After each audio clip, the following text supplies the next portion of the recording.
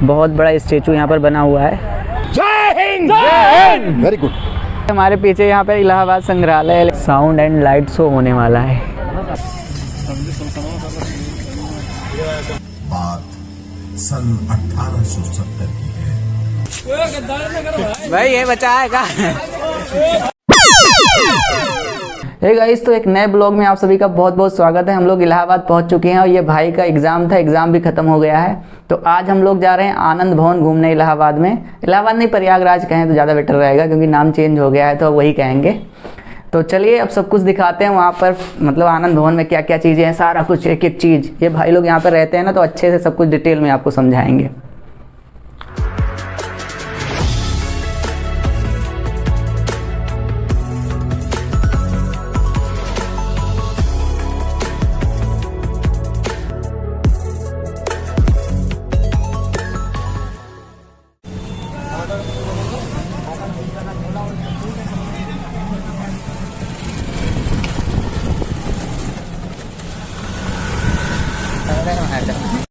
तो हम लोग तो गाइस हम लोग रूम से प्रयाग जंक्शन क्रॉसिंग पे पहुंच चुके हैं। ये देखिए पीछे पूरा जंक्शन का ये पटरी बिछी हुई है पूरी।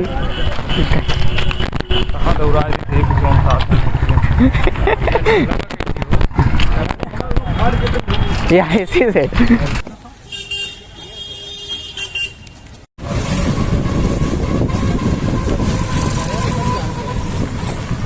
तो गाइस हम लोग को ये टैक्सी मिली है, इसको एक्स्ट्रा 20 रुपया देना पड़ रहा है। तो ये आनंद भवन ले जाएगी, नहीं तो कह रही थी यहीं उतर जाओ। कुछ अता पता है नहीं यहाँ के बारे में ज़्यादा। ये देखो पीछे पी लगा बोलने नहीं दे रहे हैं। तो ये है इलाहाबाद विश्वविद्यालय। ये देखिए यहाँ का कैंपस कितना प्यारा दिख रहा है, पीछे सनसेट होने वाला है।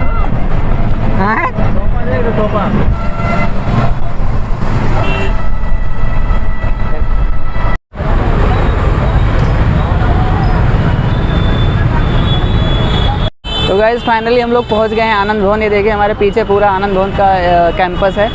अंदर चलते दिखाते हैं आनंद भवन में क्या क्या चीज़ें हैं और यहाँ के बारे में सारी डिटेल आपको बताएंगे। तो गाइस यहाँ पर पोपट हो चुका है। क्या हुआ भाई, बताओ जरा क्या हो गया यहाँ पे? पता है क्या हो गया? 11 मिनट हम लोग लेट हो गए। 5:30 बजे तक एंट्री होती है यहाँ पर, हम लोग 11 मिनट लेट हो गए हैं। तो अब कहीं दूसरे जगह निकलते हैं, यहाँ पे थोड़ा दिक्कत हो गया। तो गाइस ये आनंद भवन में हम लोग का पोपट हो चुका है। यहाँ पर 11 मिनट हम लोग लेट हो गए।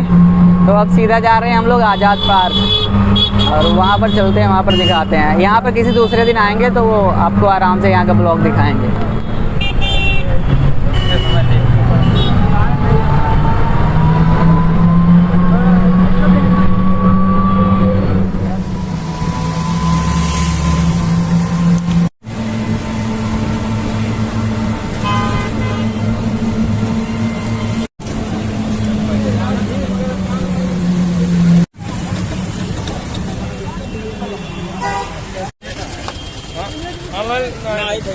अनंत भाई टिकट लाने गए हैं। यहाँ का टिकट 5 रुपये है।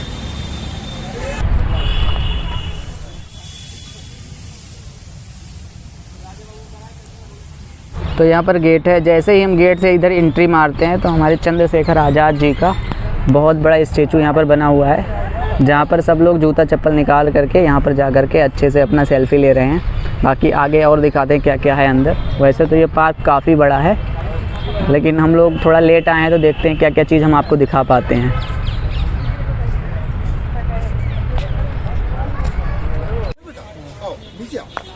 जो शीर्ष पे है, शीर्ष अगर अच्छा हो गया तो सब अच्छा हो गया। सही बात है। तो इसलिए हर प्रांत में एक एक मुख्यमंत्री बढ़िया किस्म का आ जाए, जैसा योगी आया हुआ है जी। है कि नहीं? अच्छा है कि नहीं? अच्छा है। अच्छा तुम बताओ योगी कैसा है? अच्छा रजनीकांत योगी कैसा है? अच्छे हैं, धासु है ना जी। तो अब इससे बढ़िया आदमी हमको आज तक नहीं मिला। ये बिल्कुल पहला मौका है जबकि ऐसा व्यक्ति मिल गया। तो जय हिंद हो जाए जी इनकी सेवा में। लेकिन मुंह करेक्ट चाहता था, क्या करिए। आवाज एकदम चलो ठीक है। जय हिंद, वेरी गुड। जय हिंद, जय हिंद। जय हिंद। जय हिंद। भारत माता की जय। भारत माता की जय। भारत माता की जय। वंदे मातरम। वंदे मातरम। वंदे मातरम। हर हर महादेव। हर हर महादेव। तो ये भाई लोग अपने मिले हैं और ये लोग हाय करेंगे। सब लोग अपना अपना नाम बता दो भाई, एक एक करके अपना अपना नाम बता दो भाई। चंद्रशेखर आजाद। चंद्रशेखर आजाद और आजाद ही रहेंगे।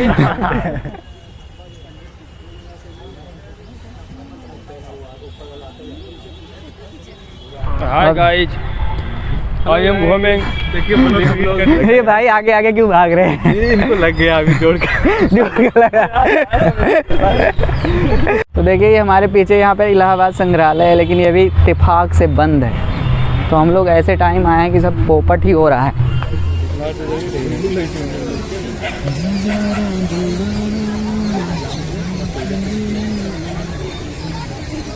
कई सारे जैसे निकोलस पूरन लगा था यार। Nicholas Pooran? हाँ है नहीं दे निकोलस पूरन तो लगता है मतलब जैसे निकोलस पूरन यहाँ क्या करेगा वो?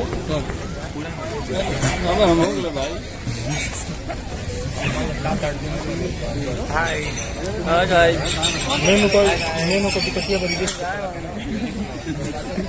हाय मैल। तो गाइस अभी हम लोग अल्फ्रेड पार्क में बैठे हैं। देखिए कितने सारे लोग हम लोग के साथ बैठे हैं। इधर से दिखाता हूँ, देखिए। और यहाँ पर अभी साउंड एंड लाइट शो होने वाला है और इसीलिए हम लोग यहाँ पर बैठे हैं। अब काफ़ी भीड़ है, मैं बैक कैमरे से आपको दिखाता हूँ। तो अभी जब वो होगा तो आपको कंप्लीट दिखाएंगे इस ब्लॉग में। ये देखिए यहीं पर लाइट शो चलेगा और देखिए देखने वाले कहाँ कहाँ बैठे हुए हैं।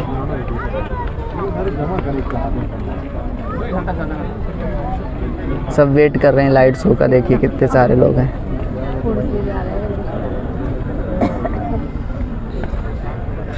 ये हमारे बगल आंटी जी बैठी हुई हैं।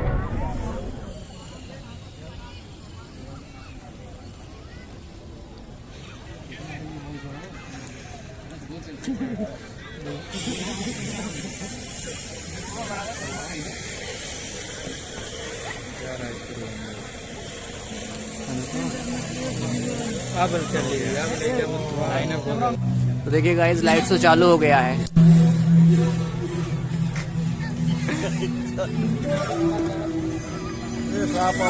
भाई देखिए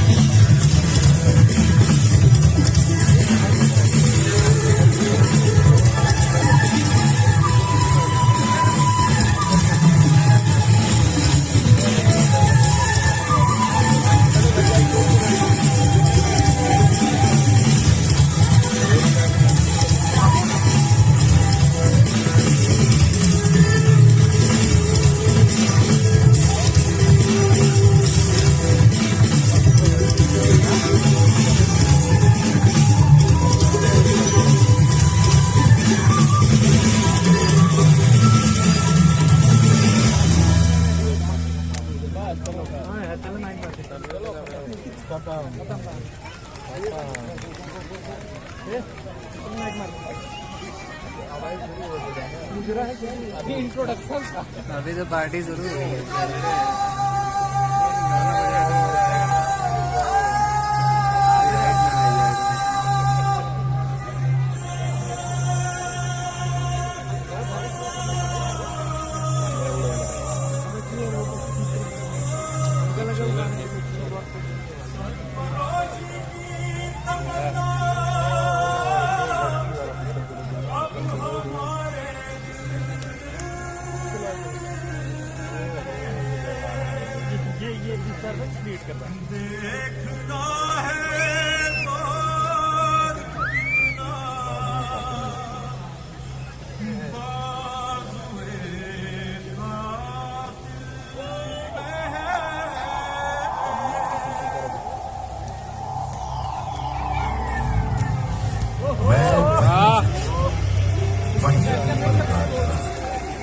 जिसने क्रांतिकारियों की सताज महान चंद्रशेखर आजाद की शहादत दी। वर्षों से खड़ा हूं यहाँ, बहुत कुछ देखा है मैंने, बहुत कुछ सुना है। उन परिंदों से जो मेरी शाखों पर अपना डेरा बसाते हैं, उन हवाओं से जो दूर दूर की खबरें लेकर आते हैं, अपने इन वर्षों पुरानी जड़ों से जो जमीन के भीतर दफन हजारों बरस पुराने किस्से और कहानियां खोज लाती हैं और मुझे सुनाती हैं। उन्हीं किस्से कहानियों के जमघट में छुपी एक कहानी मैं आज आपको सुनाता हूं। गंगा जमुना सरस्वती के संगम पर हजारों साल पुराने बसे हुए शहर की कहानी, इस प्रयागराज की कहानी, जिसका वर्णन ऋग्वेद में भी मिलता है।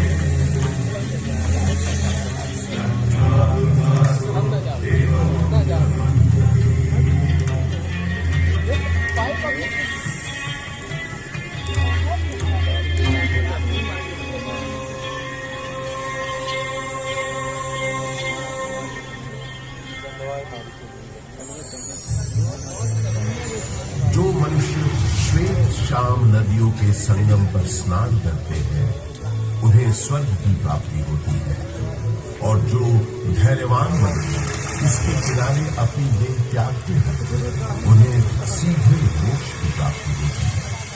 ब्रह्म पुराण में ब्रह्मा जी भी कहते हैं, क्योंकि यहाँ सरस्वती जी अदृश्य रूप में आकर गंगा जी से मिलती है, इसलिए इस क्षेत्र को सरस्वती संगम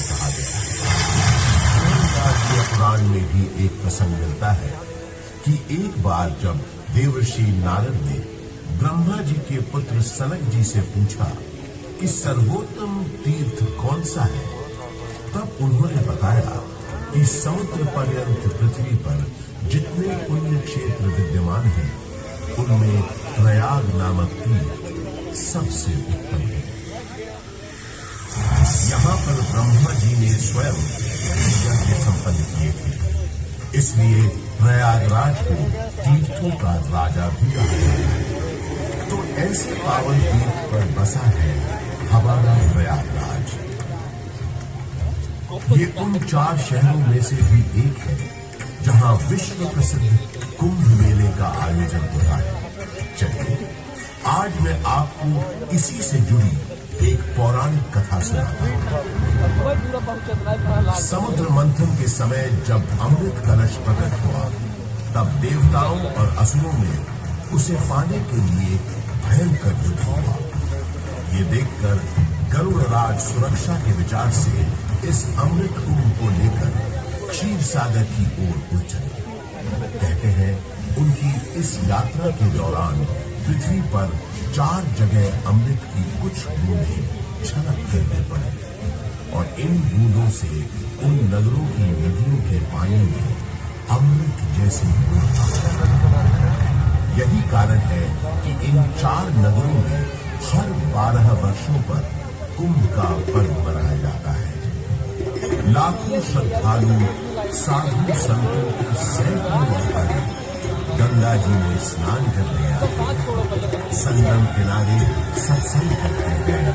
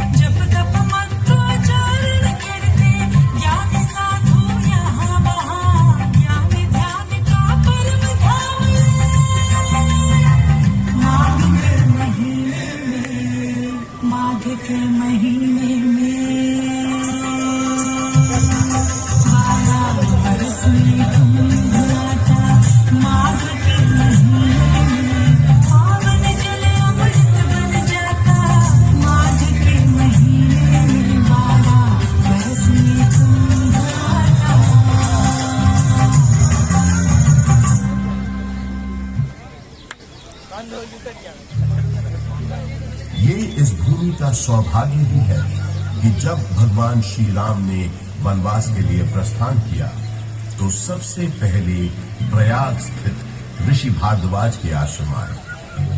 महर्षि भारद्वाज एक महान तपस्वी व ज्ञानी महर्षि थे। रामचरितमानस में गोस्वामी तुलसीदास जी ने लिखा है कि भारद्वाज मुनि बसही प्रयागा, अर्थात भारद्वाज मुनि का निवास स्थान प्रयागराज है। ऐसा माना जाता है कि भगवान श्री राम ने वन जाते समय यहाँ रात्रि निवास किया था। भारद्वाज ऋषि ने भगवान राम को विदा करते समय बताया था कि आगे जाने पर आपको एक बरगद का पेड़ मिलेगा जिसे श्याम वन कहते हैं। इसके नीचे बहुत से सिद्ध पुरुष निवास करते हैं। ये शाम वट ही आज का अक्षय वट है। इस अक्षय वट के महत्व का वर्णन पुराणों में स्पष्ट रूप से किया गया है। अच्छा, अक्षय वट वो अकबर के किला में।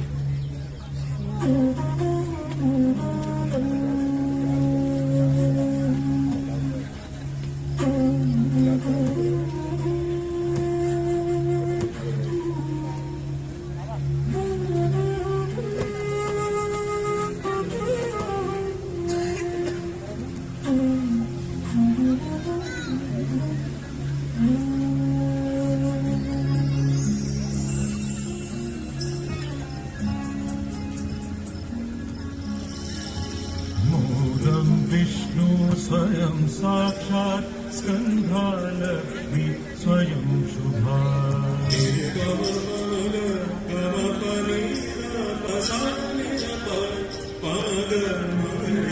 मूलं विष्णु स्वयं साक्षात् स्कंधालक्ष्मी स्वयं शुभा।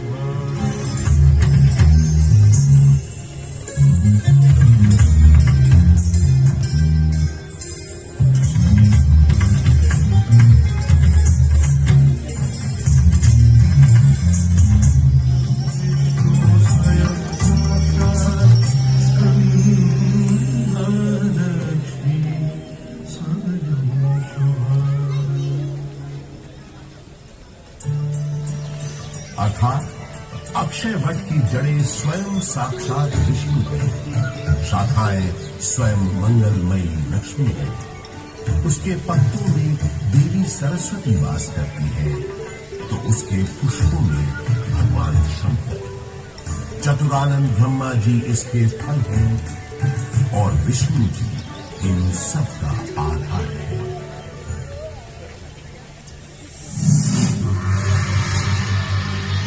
गौतम बुद्ध के काल में भी प्रयाग का बड़ा महत्व था। इसका एक बड़ा साक्ष्य है यहाँ उपस्थित अशोक की लाल। सम्राट अशोक का संदेश तो इस स्तंभ पर अंकित है ही। गुप्त काल के शक्तिशाली राजा समुद्रगुप्त का प्रयाग प्रशस्ति अभिलेख भी इसी स्तंभ पर खुदा है। 16वीं शताब्दी के अंत में सम्राट अशोक का ये स्तंभ उस किले का हिस्सा बन गया जिस किले का निर्माण संगम के किनारे मुगल बादशाह अकबर ने करवाया था। बुद्धं शरणं गच्छामि, धम्मं शरणं गच्छामि, संघं शरणं गच्छामि।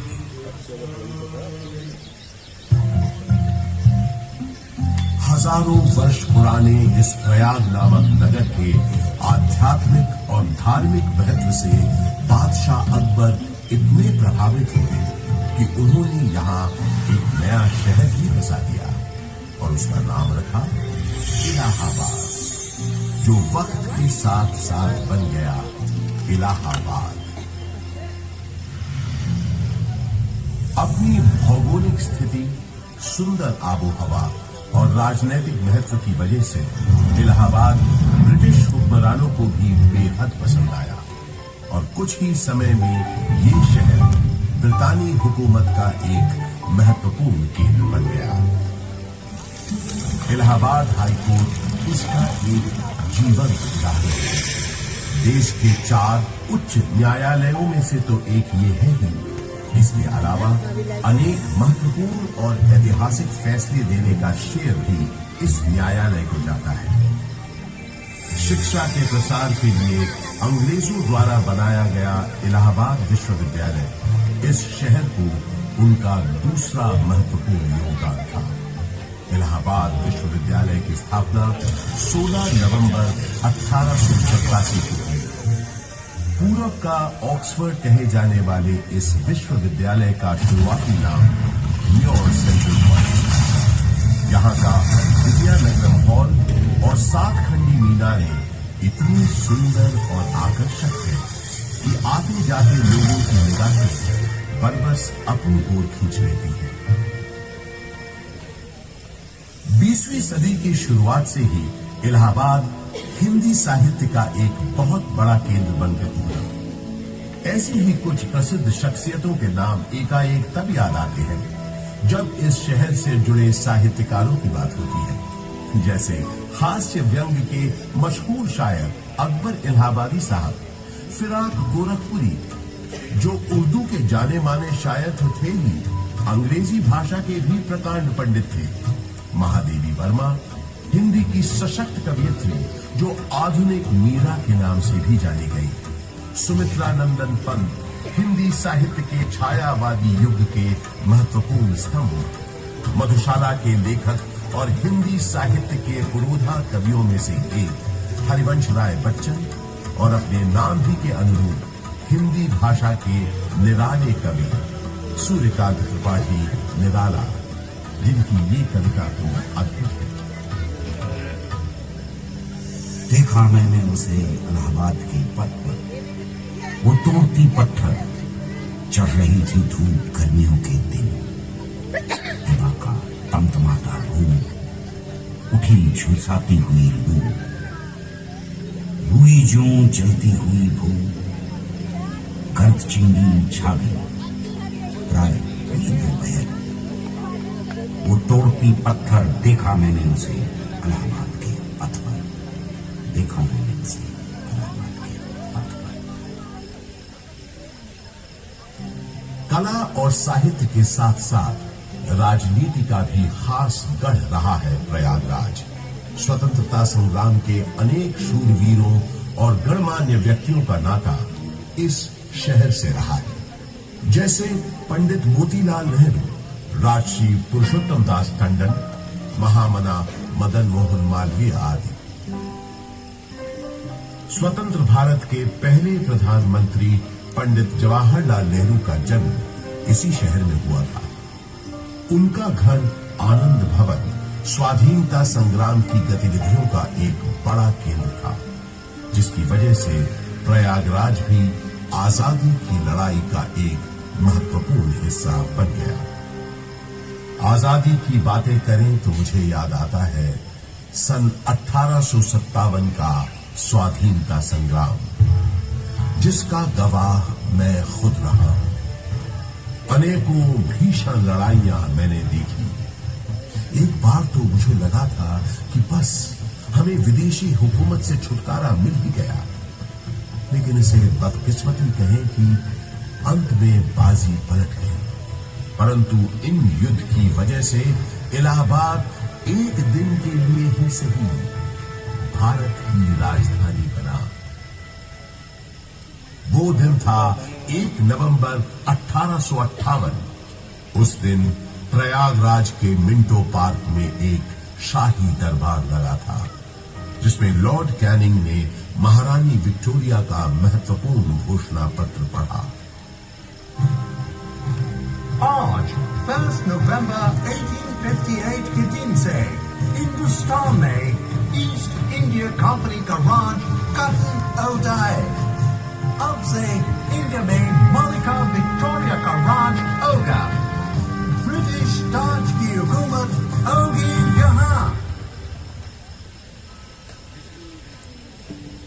उस दौर से निकलकर समय के साथ थोड़ा आगे बढ़े तो मुझे याद आता है अपने चारों ओर बाहें फैलाए ये विशाल पार्क, जिसके आंगन में खड़ा मैं आज आपको ये कहानी सुना रहा हूं। बात सन 1870 की है, जब एडिनबर्ग के ड्यूक एल्फ्रेड साहब इलाहाबाद आए थे। उन्होंने यहां आकर 133 एकड़ के इस बड़े से भूखंड पर एक विशाल पार्क का शिलान्यास किया था। उन्हीं के नाम पर तो इस पार्क का नाम पड़ा है एल्फ्रेड पार्क। ब्रितानवी हुक्मरानों ने इस पार्क के भीतर कई एक महत्वपूर्ण इमारतों का भी निर्माण करवाया। अब जैसे कि ये मशहूर गवर्नमेंट पब्लिक लाइब्रेरी, इलाहाबाद के उस जमाने के कमिश्नर फ्रांसिस ऑटवे मेन एक लाइब्रेरी बनवाना चाहते थे, जिसके लिए उन्होंने मशहूर आर्किटेक्ट रिचर्ड रॉस्किल बेन को बुलवाया और कहा, हमने तुमको बोला था ना, हमको एक लाइब्रेरी बनाने का है। आई रिमेम्बर सर, आपने बताया था आपका डियर फ्रेंड और इलाहाबाद का एक्स कमिश्नर मिस्टर कटबर्ट बेंसले थॉर्नहिल का मेमोरी में आपको एक लाइब्रेरी बनवाना है, राइट? यस, थॉर्नहिल खुद एक बहुत काबिल टाउन प्लानर था। फिरेंगे कहाँ जाएगी? आधा इलाहाबाद उसी ने प्लान किया है। ये लाइब्रेरी उसकी मेमोरी को बिफिटिंग ट्रिब्यूट होना चाहिए। ओह, आप बिल्कुल बेफिक्र रहे सर। मेरा दिमाग में स्कॉटिश बैरोनियल रिवाइवल स्टाइल की एक ब्यूटीफुल बिल्डिंग का प्लान है जो एकदम परफेक्ट होगा रिव्यू देने के लिए।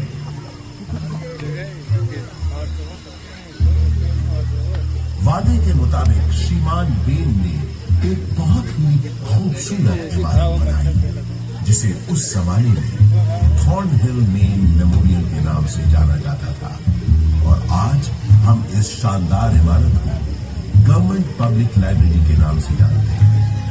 यहाँ इस लाइब्रेरी में लगभग 1.25 लाख से भी ज्यादा किताबें और अन्य ऐतिहासिक दस्तावेज मौजूद हैं। पूरे उत्तर प्रदेश में सबसे बड़ी लाइब्रेरी यही है।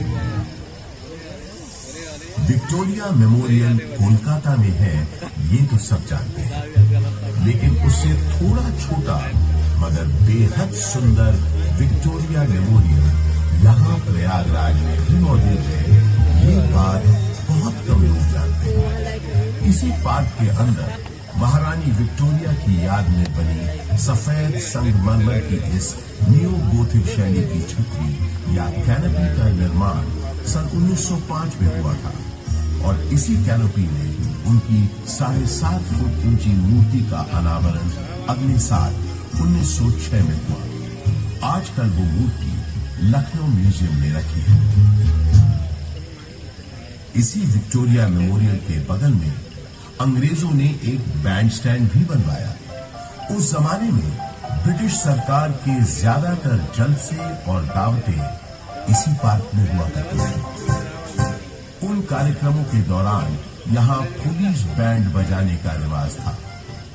इस संगीत का आनंद अंग्रेजों के साथ साथ कुछ रईस और रसूखदार इलाहाबादी भी लेते थे। ऐसा माना जाता है कि ये बैंड स्टैंड अंग्रेजों को एक बंगाली सज्जन बाबू नीलकमल मित्रा ने भेंट किया था।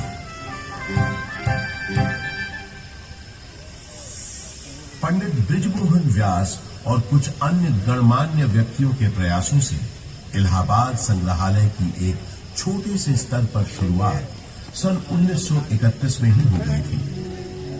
एल्फ्रेड पार्क में म्यूजियम के वर्तमान भवन का शिलान्यास पंडित नेहरू ने 14 दिसंबर 1947 को किया, और भारतवर्ष के 4 राष्ट्रीय संग्रहालयों में से एक इलाहाबाद म्यूजियम सन 1954 में आम जनता के लिए खोल दिया गया।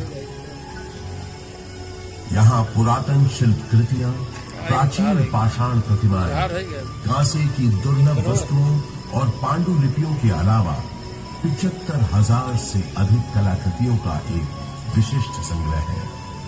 वास्तुकला के इन धरोहरों और अद्वितीय संग्रहालय के अलावा ये पार्क एक ऐसे स्वतंत्रता सेनानी के नाम के साथ भी जुड़ा है जो कभी फिरंगियों के हाथ न आया और हमेशा आजाद ही रहा। वो महान स्वतंत्रता सेनानी थे चंद्रशेखर आजाद। भारत के स्वतंत्रता संग्राम में इनका अभूतपूर्व योगदान रहा है। मशहूर क्रांतिकारी दल हिंदुस्तान रिपब्लिक एसोसिएशन को हिंदुस्तान सोशलिस्ट रिपब्लिक एसोसिएशन के नाम से न सिर्फ उन्होंने पुनर्गठित किया, बल्कि भगत सिंह, राम प्रसाद बिस्मिल, अशफाक उल्लाह खान जैसे अनेक क्रांतिकारियों को उसमें शामिल भी किया। सन 1931 में चंद्रशेखर आजाद एक खुफिया और बेहद महत्वपूर्ण काम के लिए इलाहाबाद आए। और 27 फरवरी के दिन उन्होंने अपनी पार्टी के एक सदस्य सुखदेव राज से इसी एल्फ्रेड पार्क में गुप्त मीटिंग की योजना बनाई। किसी भेदिए ने यह सूचना British police officer mister Nott Bower को दे दी। Hello, CID in charge Nott Bower this side. DSP Thakur Vishweshwar Singh से बात कराओ। अर्जेंट मैटर है। सलाम साहब, DSP सिंह बोलता हूँ। सही, 30 आर्म सिपाही लेकर एल्फ्रेड पार्क के पास मिलो फौरन। आपका मतलब कंपनी बात? यस, कंपनी बात। क्वेश्चंस पूछ के टाइम मत वेस्ट करो, जल्दी करो। इस गद्दारी से बेखबर आजाद कंपनी बाग पहुंच चुके थे और पार्क में छुपे हुए थे। सुखदेव राज भी इलाहाबाद में अपने छुपने के ठिकाने से निकलकर उनसे मिलने तयशुदा जगह पर पहुंच गए। आजाद कहीं दिख नहीं रहे थे। सुखदेव ने उन्हें ढूंढना शुरू किया और आखिर वो दोनों मिल गए। गुरुजी, गुरुजी, गुरुजी।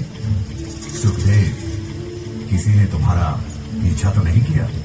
आप निश्चिंत रहे गुरुजी, मैंने यहाँ आते वक्त पूरी सावधानी बरती है। शाबाश सुखदेव, शाबाश।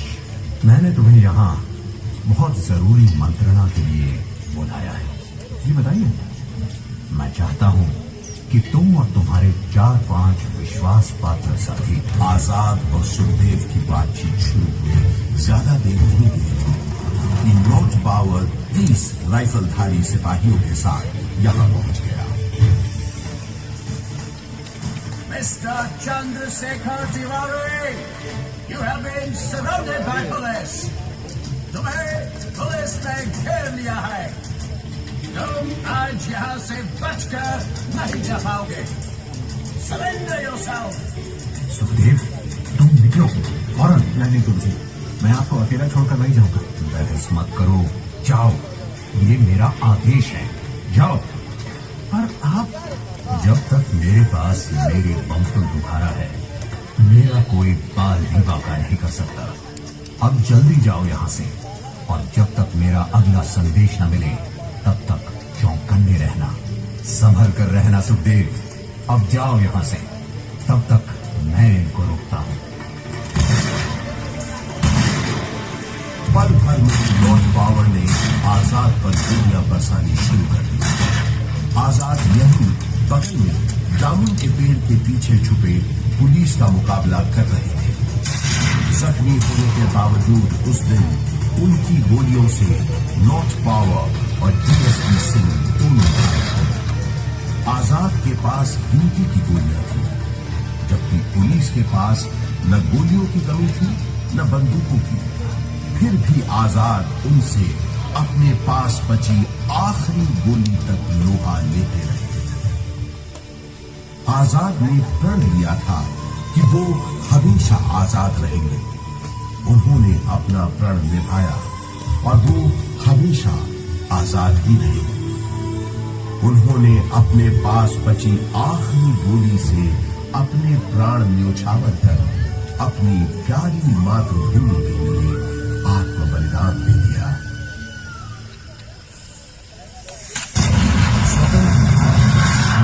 अपने दिल में लिए वो शहीद तो हो गए, लेकिन हिम्मत और बहादुरी की मिसाल चंद्रशेखर आजाद हमारे दिलों में हमेशा के लिए अमर हो गए। आज हमारा भारत देश एक स्वतंत्र देश है, तो उसका श्रेय शहीद आजम चंद्रशेखर आजाद जैसे लोगों के उत्सर्ग को, उनकी शहादत हो जाता है, जिन्होंने अपनी जान से भी ज्यादा प्यारी मातृभूमि के लिए हंसते हंसते अपने प्राणों की आहुति दे दी। आजाद अक्सर कहा करते थे, अंग्रेजों की गोलियों का हम सामना करेंगे। हम आजाद थे, आजाद हैं, आजाद ही रहेंगे।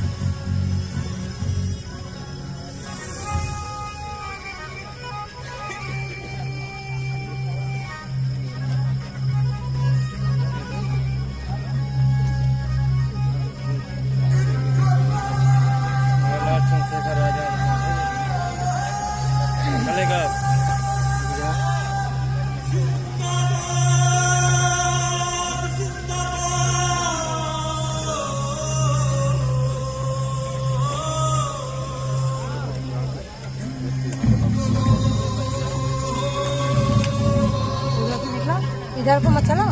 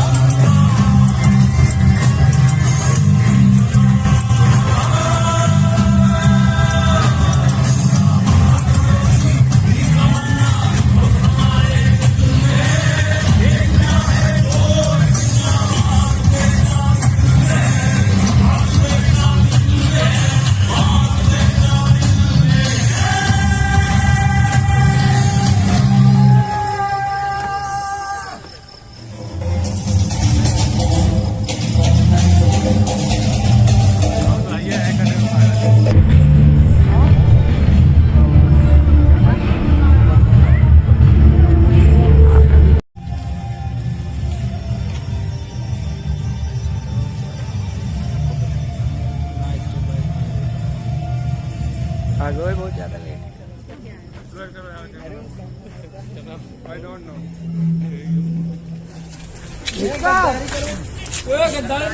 भाई ये बचा है का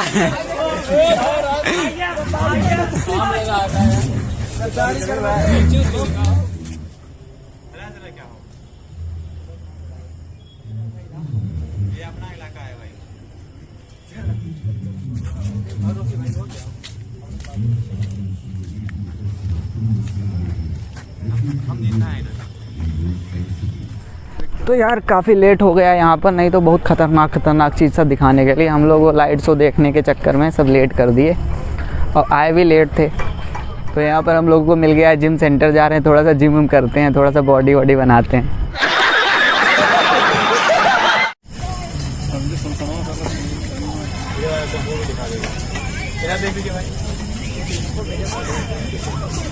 बहुत बढ़िया बना हुआ फट में जाए फर्स्ट टाइम कंप्लीटेड भाई दे भाई मैं शर्म लगा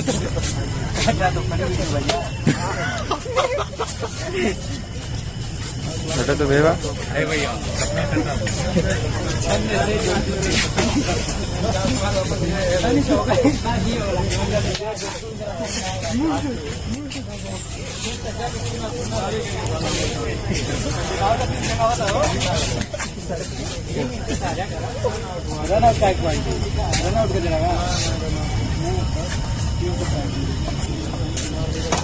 हो गया ये मस्त है यार, सबसे करते रहिएगा ये आसानी से हो जाता है। देखो अपने अपने प्रजाति सब ढूंढ लेते हैं। खाए क्या आप प्रजाति हैं क्या? मिल ले भाई तो 8 लाया था 16 लाया था 16 मार दी तो सारा आज सुई भाई 20 डाल के हुई तो 20